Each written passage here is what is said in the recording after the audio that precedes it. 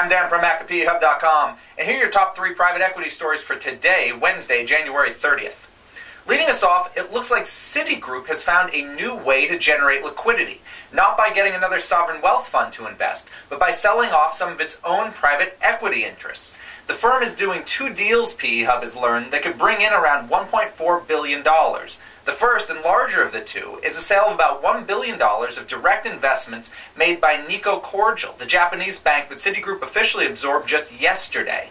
The second deal is about $400 million and relates to something called CVC Equity Partners, which used to be an in-house private equity group at Citi until it spun out independently in 2006 and became known as Court Square Capital Partners. Now, Citi didn't invest in Court Square's first independent fund, officially Court Square 2, but it does still hold all those old CVC equity interests, or Court Square 1, and that's what it's talking about selling off for about $400 million to AlpInvest and Goldman Sachs. Now, negotiations are fairly advanced, but a source tells me they're kind of at a tricky stage right now, so whether that deal specifically as structured goes through is about 50-50.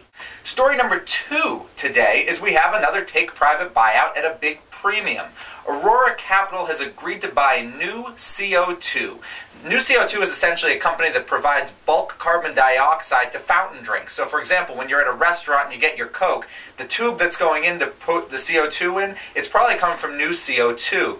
Now, this deal is about $487 million, with New CO2 shareholders to get $30 per share. That's about a 24.6% premium over yesterday's closing price. Again, a continuation. The market might be struggling, there might be worries about the future, but private equity firms are still paying big premiums for the public targets that they end up going after.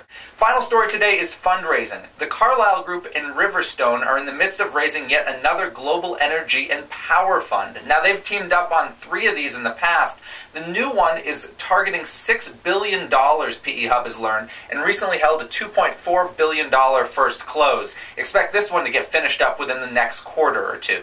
I've been Dan Primack for peHUB.com. Make sure to check the site all day for private equity news and analysis.